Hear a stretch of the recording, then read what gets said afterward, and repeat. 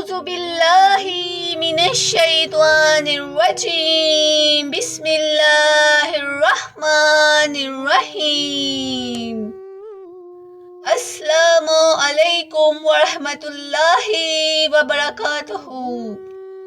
سورہ البقرہ قرآن کریم کی سب سے طویل اور حکمت و ہدایت سے بھرپور سورت ہے، جس میں زندگی کے تمام پہلوؤں کے لیے رہنمائی موجود ہے۔ آج کی اس ویڈیو میں ہم پارہ نمبر 2 کے تمام اہم مضامین کو سمجھنے کی کوشش کریں گے۔ یہ پارہ ہمیں دین کے بنیادی عقائد، عبادات، سماجی معاملات اور اخلاقیات کی مکمل رہنمائی فراہم کرتا ہے۔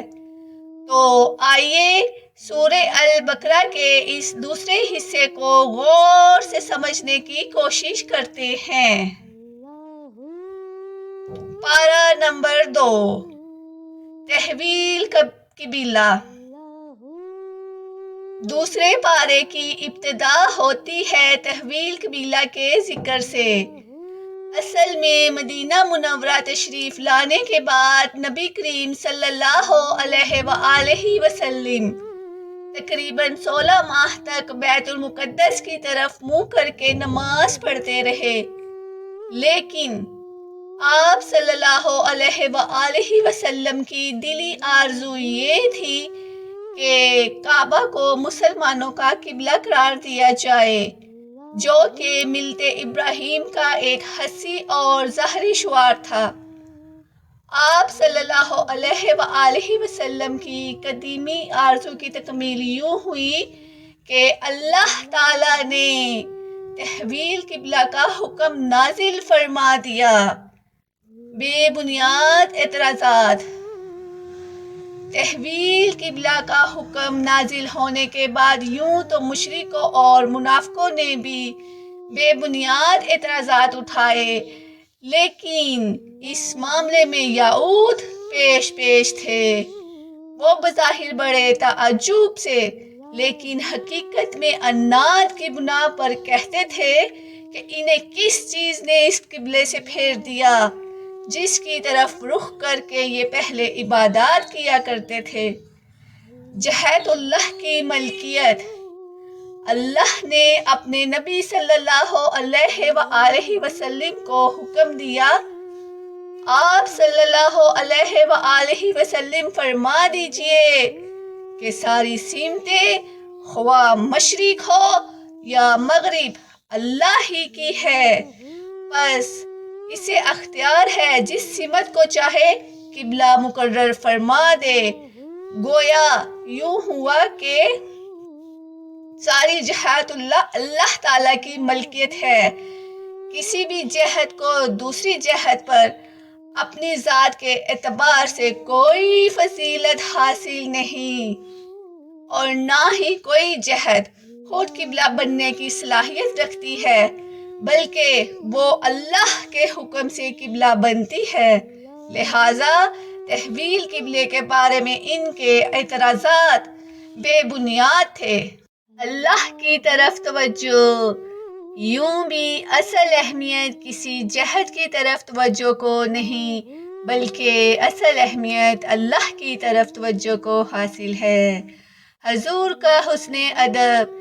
ان آیات کے مطالعے سے اللہ تعالیٰ کے ساتھ حضور اکرم صلی اللہ علیہ وآلہ وسلم کا حسن ادب بھی ظاہر ہوتا ہے کہ آپ صلی اللہ علیہ وآلہ وسلم شدت اشتیاق اور انتظار وحی میں بار بار آسمان کی طرف اپنی مبارک نگاہیں اٹھاتے تو تھے، مگر تحویل قبلہ کا سوال نہیں کرتے تھے کہ شاید اللہ جل شانہ کا فیصلہ اور اس کی رضا عدم تحویل ہی میں ہو۔ نعمت عظمیٰ۔ شاید اسی مناسبت سے اللہ تعالیٰ نے تحویل قبلے کا حکم دینے کے فوراً بعد اہل ایمان پر اس نعمت عظمیٰ کا ذکر فرمایا جو انہیں سراج منیر اور بشیر و نذیر حضرت محمد صلی اللہ علیہ وآلہ وسلم کی صورت میں عطا ہوئی۔ احسان عظیم۔ مستقل قبلے کا تعین بھی اللہ تعالیٰ کا بہت بڑا احسان ہے، اور ہدایت کے لیے عظیم الشان رسول کی بعثت بھی بے مثال احسان ہے۔ بقرہ نمبر 151۔ پوری زندگی کا رخ تحویل قبلہ کی بحث کو سمیٹتے ہوئے آخری اور فیصلہ کن بات جو ارشاد فرمائی گئی، اس کا حاصل یہ ہے کہ حقیقی نیکی کا معیار مشرق و مغرب کی طرف رخ کرنا نہیں، بلکہ حقیقی نیکی کا معیار یہ ہے کہ عقائد، اعمال، معاملات اور اخلاق سب کا رخ صحیح ہو۔ اللہ کو راضی کرنے کے لیے صرف چہرے کا رخ ہی نہیں، بلکہ دل اور پوری زندگی کا رخ بھی بدلنا ہوگا۔ اصل نیکی جو اللہ پر، آخرت کے دن پر، فرشتوں پر، آسمانی کتابوں پر اور انبیاء علیہ السلام پر ایمان رکھتے ہیں، اپنے قرابت داروں پر، یتیموں، مسکینوں اور سوال کرنے والوں کی مالی مدد کرتے ہیں، قیدیوں اور غلاموں کو آزاد کرتے ہیں، نماز قائم کرنا، زکوٰۃ ادا کرتے رہنا، جب وعدہ کرتے ہیں تو پورا کرتے ہیں، تنگی اور تکلیف میں صبر کرتے ہیں، پوری زندگی کا رخ صحیح کرتے ہیں۔ دین اسلام اور مذہبی رسوم کا نام نہیں۔ اس آیت کو علماء کرام نے بڑی اہمیت دی ہے کہ اس سے کم و بیش 16 قواعد اخذ ہیں۔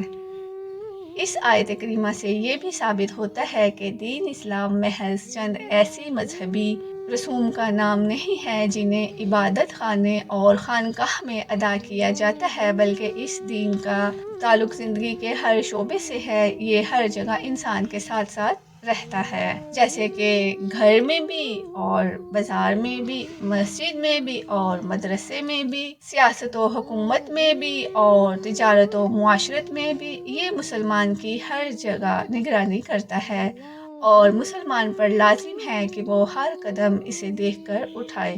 آیت بر، اس آیت کریمہ کو آیت بر کہا جاتا ہے۔ ابواب بر، اس کے بعد جو احکام اور مسائل بیان کیے گئے ہیں انہیں ابواب بر بھی کہا جاتا ہے۔ گویا پہلے اجمالی طور پر نیکی کے اصول بتانے کے بعد آگے ان کی جزوی تفصیلات اور احکام ذکر کیے گئے ہیں۔ یہ احکام مسلمان کی معاشی اور معاشرتی، تجارتی، ازدواجی اور جہادی زندگی سے تعلق رکھتے ہیں۔ یہ احکام ہم اختصار کے ساتھ ذکر کرتے ہیں۔ ان میں سے 2 حکم ایسے ہیں جو آیت بر سے پہلے ذکر ہو چکے ہیں۔ صفا مروہ، چونکہ زمانہ جاہلیت میں صفا مروہ پر 2 بت رکھے ہوئے تھے جن کی مشرکین عبادت کرتے تھے، اس لیے قبول اسلام کے بعد صحابہ کرام صلی اللہ علیہ وآلہ وسلم صفا مروہ کا طواف کرنے سے بچتے تھے، اس لیے فرمایا گیا کہ ان کا طواف کرنے میں کوئی حرج نہیں۔ حرام اشیاء، مشرکین از خود بعض چیزوں کو حلال اور بعض کو حرام ٹھہرا لیتے تھے، ان کی تردید کرتے ہوئے فرمایا گیا ہے کہ حرام وہ چیزیں نہیں جنہیں تم حرام کہتے ہو، بلکہ اللہ تعالیٰ نے تو صرف ان چیزوں کو حرام کیا ہے جیسے کہ مردار، بہتا ہوا خون، خنزیر کا گوشت اور ہر ایسا جانور جس پر اللہ تعالیٰ کے سوا کسی اور کا نام پکارا گیا ہو۔ استثناء، البتہ جو شخص بھوک سے مجبور ہو کر ان میں سے کوئی چیز کھا لے تو اسے کچھ بھی کنایا نہیں ہوگا۔ شرط، لیکن شرط یہ ہے کہ کھانے سے مقصد حصول لذت نہ ہو، نہ ہی قدر ضرورت سے تجاوز کرے۔ واقعی اللہ تعالیٰ بڑا غفور و رحیم ہے۔ بے شک قصاص میں زندگی، شریعت اسلامیہ کی بنیاد عدل پر ہے، اس لیے مسلمانوں پر قصاص فرض کیا گیا ہے، یعنی مقتول کے بدلے قاتل کو بھی قتل کیا جائے گا، چاہے مقتول اور قاتل کے درمیانی سماجی، خاندانی، مالی اور جسمانی اعتبار سے کتنا ہی تفاوت کیوں نہ ہو۔ قصاص میں زندگی ہے، قاتل کی بھی اور مقتول کی بھی۔ جب قاتل کو اپنے جرم کی سزا ملنے کا یقین ہوگا تو وہ شدت غضب کے باوجود اپنا ہاتھ قتل سے روک لے گا۔ اس کے رک جانے سے مقتول اور قاتل دونوں بلکہ ان کا خاندان بھی قتل و قتال سے بچ جائے گا۔ عدل۔ اسلام نے قتل کی سزا میں رحمت اور عدل دونوں چیزوں کو جمع کر دیا ہے۔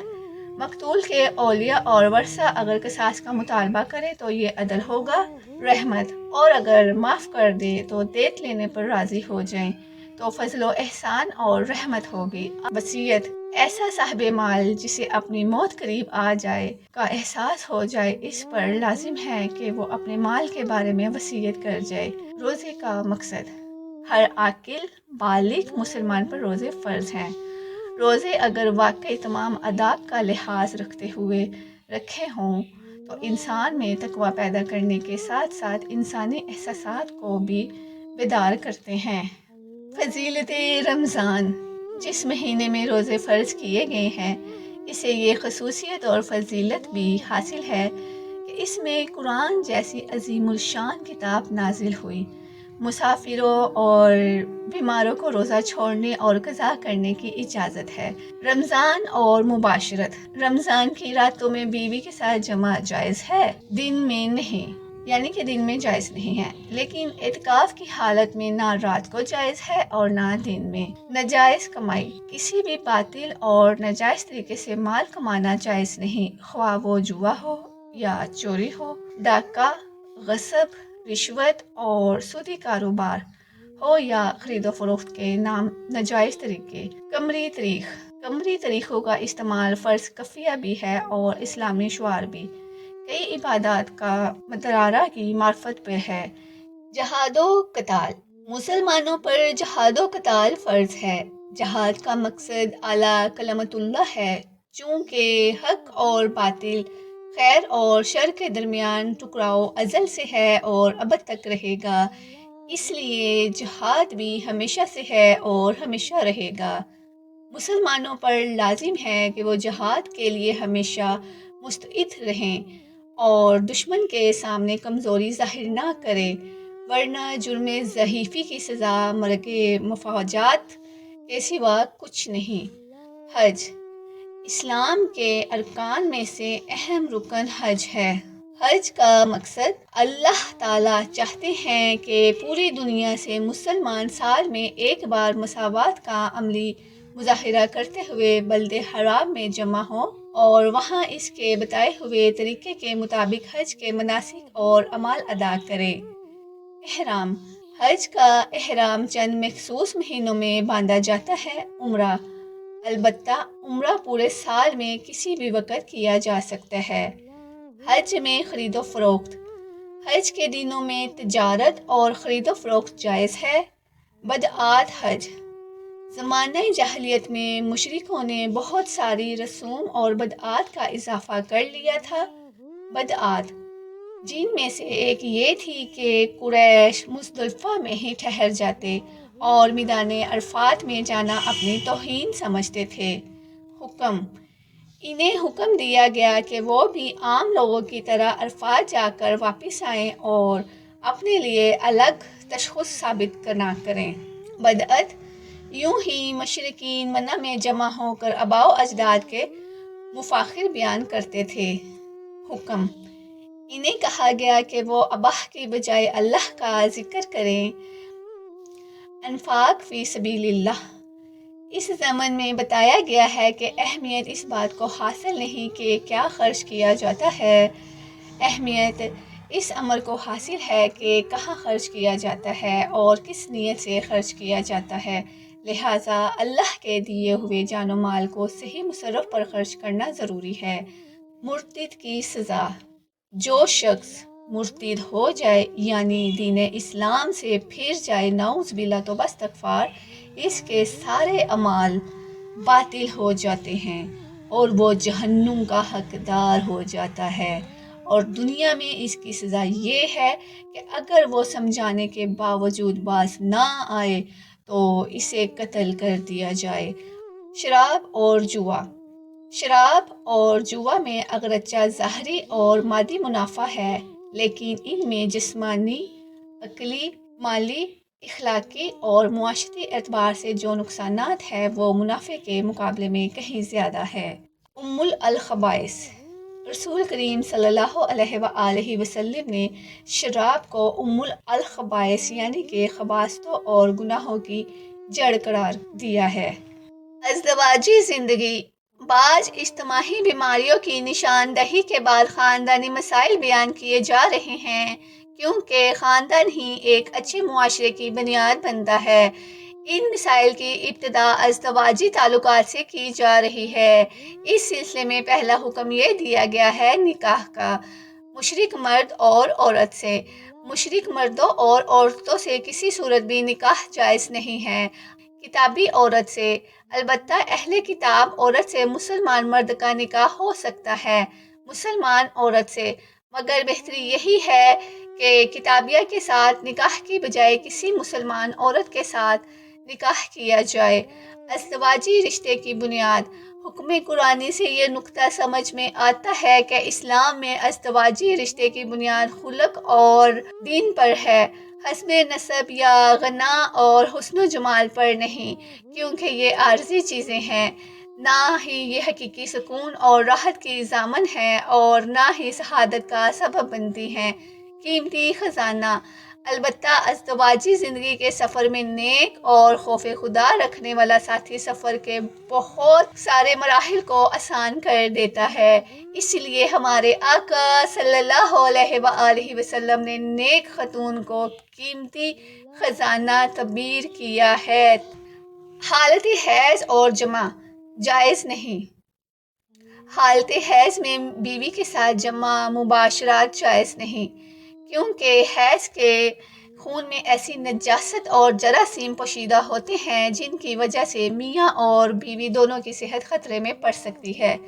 جائز ہے، البتہ آپس میں بوس و کنار، اٹھنے بیٹھنے اور اکٹھے کھانے پینے کی اجازت ہے، اجازت نہیں، جبکہ یہودی اس کی بھی اجازت نہیں دیتے تھے۔ کوئی برائی نہیں، اور نصارہ حالت حیض میں جمع کرنا بھی برا نہیں سمجھتے تھے۔ اعتدال۔ گویا کہ اسلام نے دوسرے بہت سارے معاملات کی طرح حیض کے معاملے میں بھی افراط تفریط کی بجائے اعتدال کی راہ اختیار کی ہے۔ قسم۔ اگر کسی نے قسم کھا لی کہ وہ 4 ماہ تک اپنی بیوی کے قریب نہیں جائے گا تو خود بخود طلاق، تو 4 ماہ گزرنے پر خود بخود طلاق واقع ہو جائے گی۔ رجوع اور کفارہ۔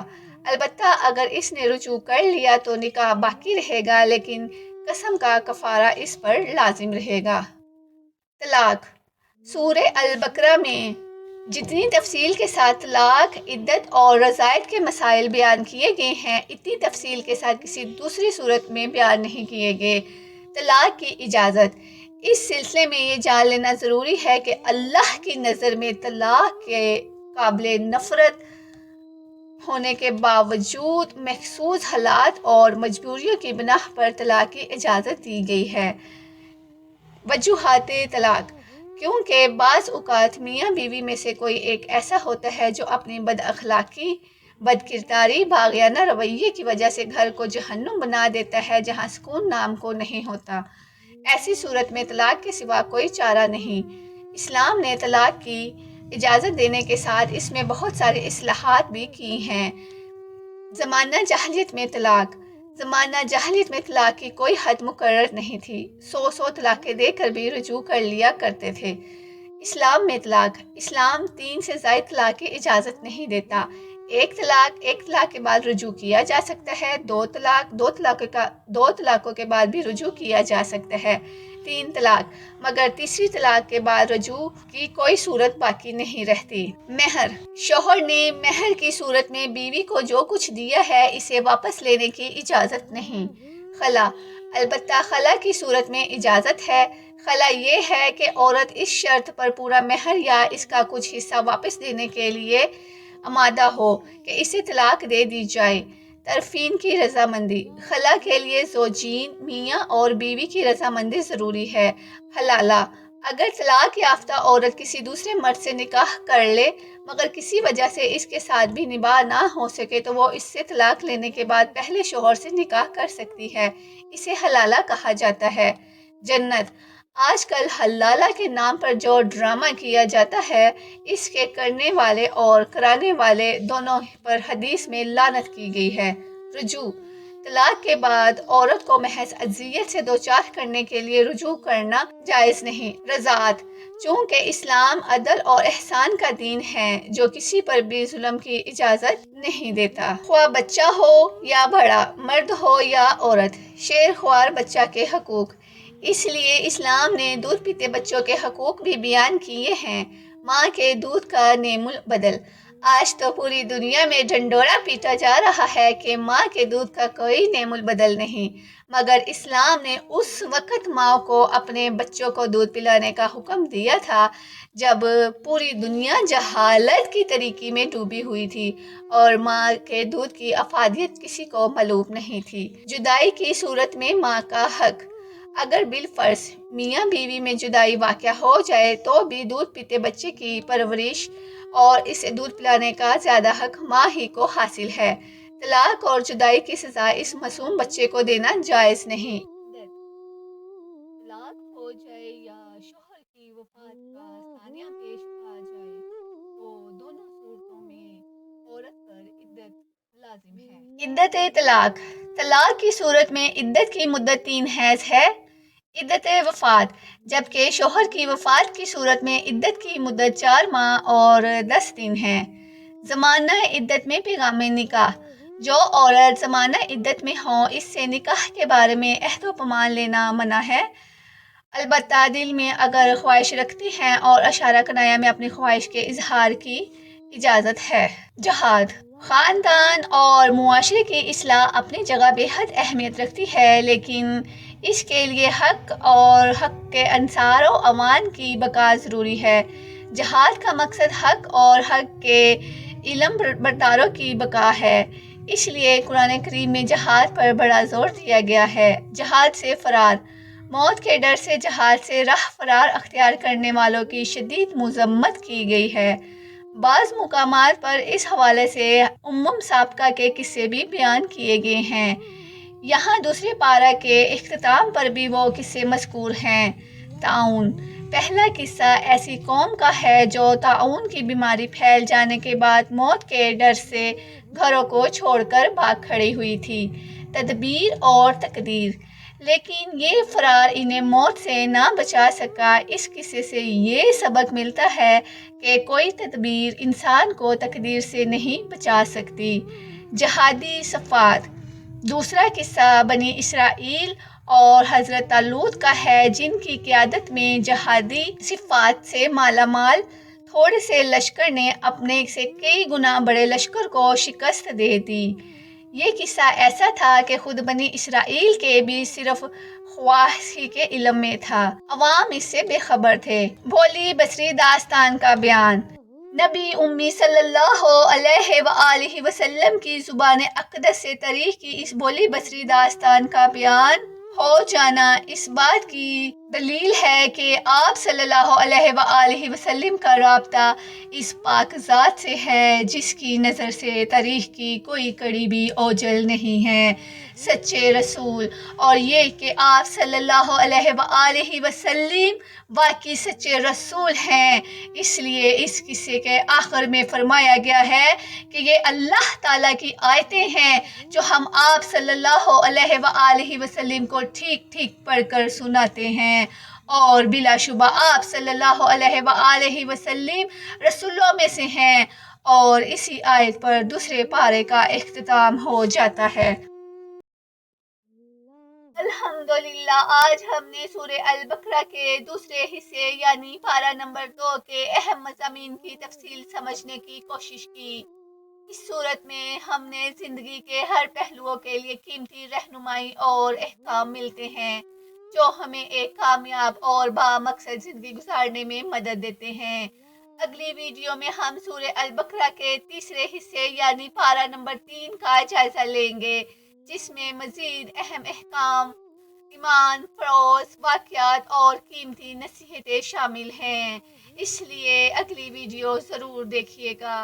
اگر آپ نے ابھی تک ہمارا یوٹیوب چینل سبسکرائب نہیں کیا تو فوراً سبسکرائب کریں اور ہمارے فیس بک پیج کو بھی فالو کریں تاکہ مزید علمی اور دینی ویڈیو آپ تک پہنچتی رہیں۔